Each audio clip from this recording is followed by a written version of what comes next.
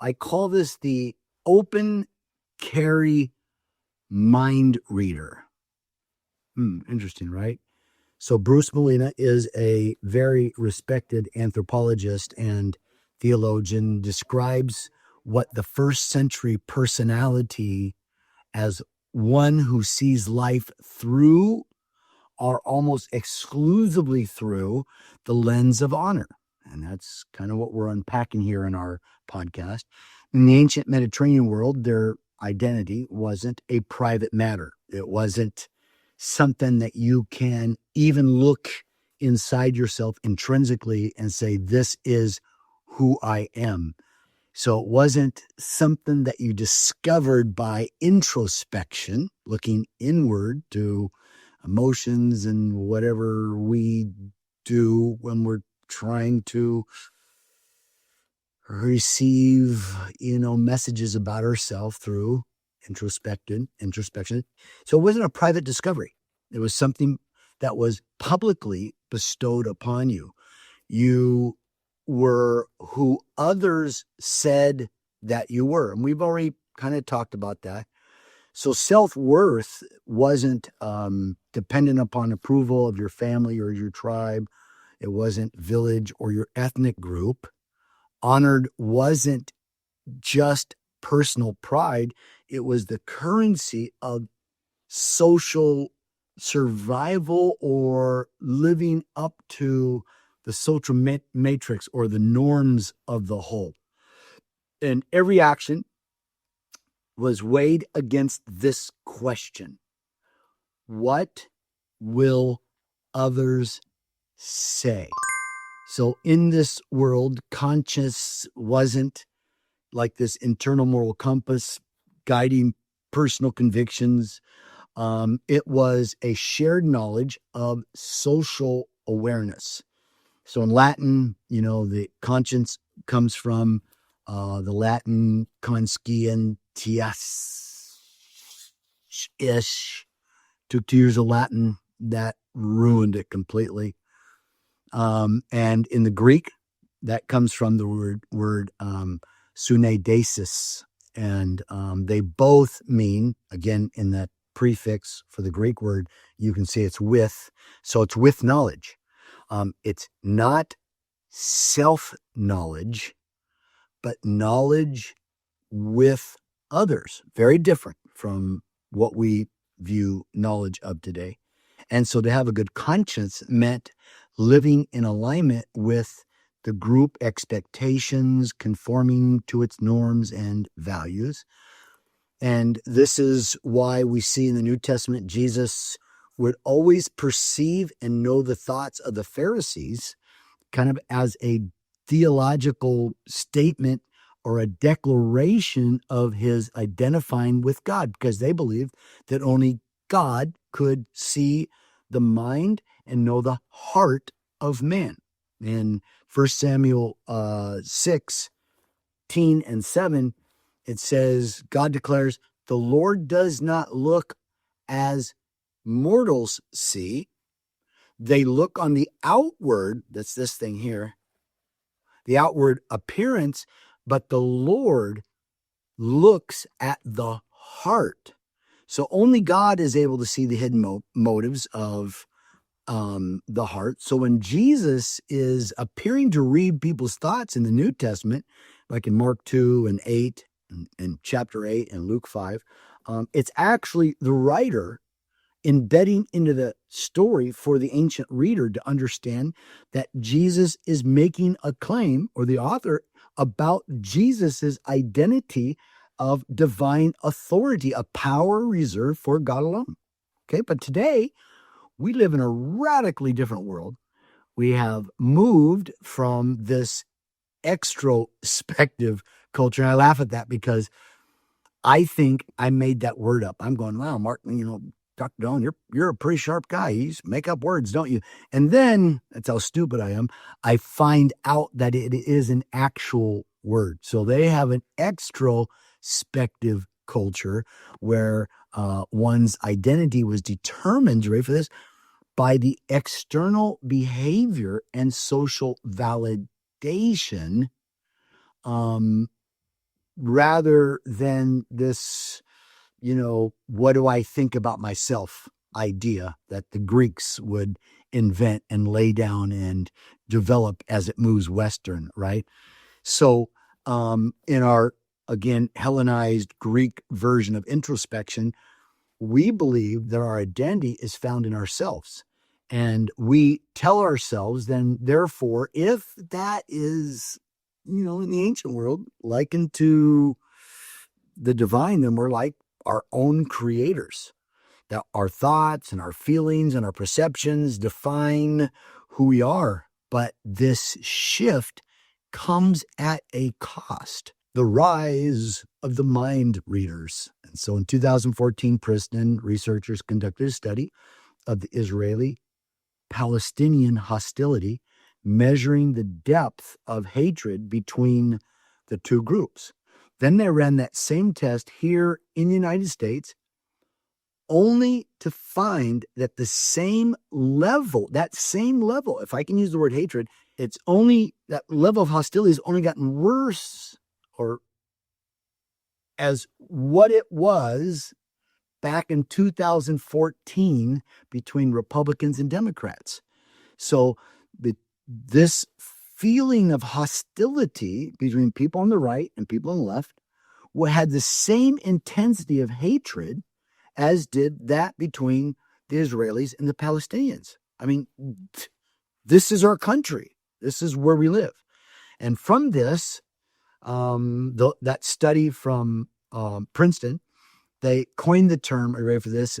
MAA, or we'll call it motive attribution asymmetry, which means that I am taking a motive that I am attributing to the other person, but not in any kind of symmetry. It's asymmetrical. So the assumption is, well, if they're on the other side of the aisle, then our motives, of course, are driven from good things, values and love and tolerance and all kinds of wonderful stuff. While the other side, their motive, of course, are evil. And then this is where our modern introspective culture has taken a dangerous turn. If we don't agree with anyone anymore, what are we going to do? We're going to ascribe to them as if we are more virtuous. They must have some kind of evil thinking or bad motives. So we ascribe to them as if we are mind readers, saying, look at their dirty, rotten, evil hearts, and look at them. We ascribe motives. And we judge others not by what the ancients did, right? In that honor, shame culture, not by what they say, not by what they did, but instead we judge people today by the way we assume they must be thinking. We read their minds, we assign hidden biases, declare them guilty based on imagined intent. So we believe that we can determine someone's heart. What? By the car they drive? By the brand of coffee they drink? By the neighborhood they live in? By clothes they wear? I mean, everything we say, well, look at that. So let's make a judgment attributing evil motives into their heart, where we become judge and jury. And it's getting pretty crazy to the place where we will elevate our political affiliation even above personal character, to the point where dating apps today now will let you filter out potential partners based on party preference right up front before even speaking a word. Oh, what if I get in a dating app and I swipe right and I meet someone and I fall in love and they're a wonderful person, then I find out they're a Republican. Oh my goodness, they're a Democrat. Why didn't someone tell me? I would have hated them. Apparently, our ideological purity is more sacred than human connection or relational repair. And so long before, and I do wonder seriously, how long before party invitations, when they're sent out, it will say, please put your voting record and bring it with you to the door. And if they go, oh my goodness gracious, you're one of them, get out of here. We hate you because you're a hateful person. Or what? You're on the other side of the aisle politically. Oh my goodness gracious. We can't tolerate you because you're intolerant. That's what Western introspection has done to us, right? So long before a handshake or conversation, casual friendship, we already have this assumption in our mind of betrayal if their politics don't line up. We're no longer a nation of seekers, but we are a nation of inquisitors, right? In other words, come to the Inquisition, if you don't mind, before the kangaroo court, right? So we can judge you and throw you out and say that you must be guilty of some terrible thing in your heart because we have read your mind. So I call it the open carry age, right? The open carry mind readers. That's where I got my title from. So we're trained what I call open carry, but not weapons, words, judgments, assumptions. We enter conversations armed with these metaphorical daggers, but maybe not always metaphorical, is it? Ready to deliver 1,000 small cuts through tweets and side eyes and glaring glances and social shaming, death by 1,000 wounds, administered slowly, so no one person can take responsibility for the damage we do to anybody else, right?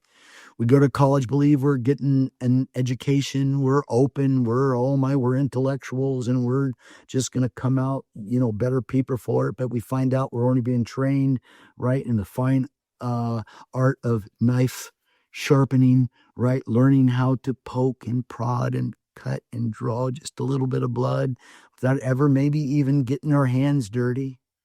We're taught we can dismantle people, how to disqualify them, how to strip them of their dignity through well-placed accusations and cutting remarks. And you know what the ultimate irony is? We call this progress. Wow, really? Yeah, we claim to value diversity, but in practice, we demand ideological conformity. We claim to be tolerant, but we tolerate only those who align with our particular brand of beliefs. Whether you're in the study of theology, politics, whatever it is, race relations, social justice. So this is the danger of introspection without measure or metrics that have some form of weight of evidence that backs it up without having to do mind reading, right? Yeah, okay. So the ancient world had a standard, an outward measure of honor and behavior. A person's words and actions were proof of their character. But in the modern age, we have discarded objective standards and replaced them with subjective speculation.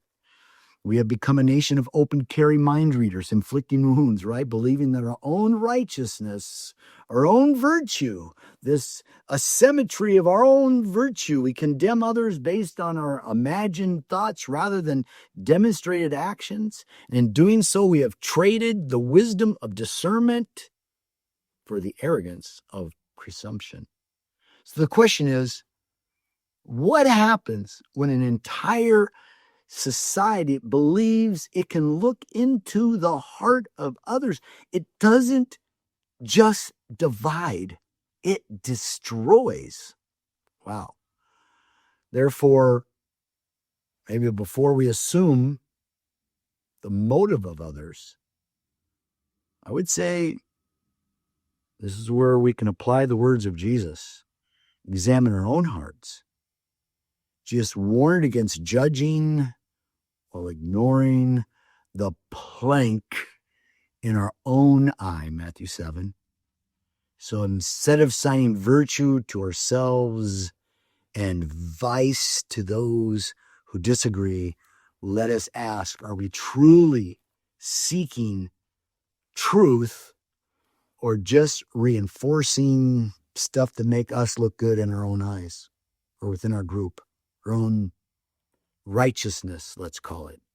The measure on which we use on others will be used on us. Luke 6. So let's trade our open carry daggers, trade them in for humility, seeking love, and seeking to understand rather than hoping to wound and divide.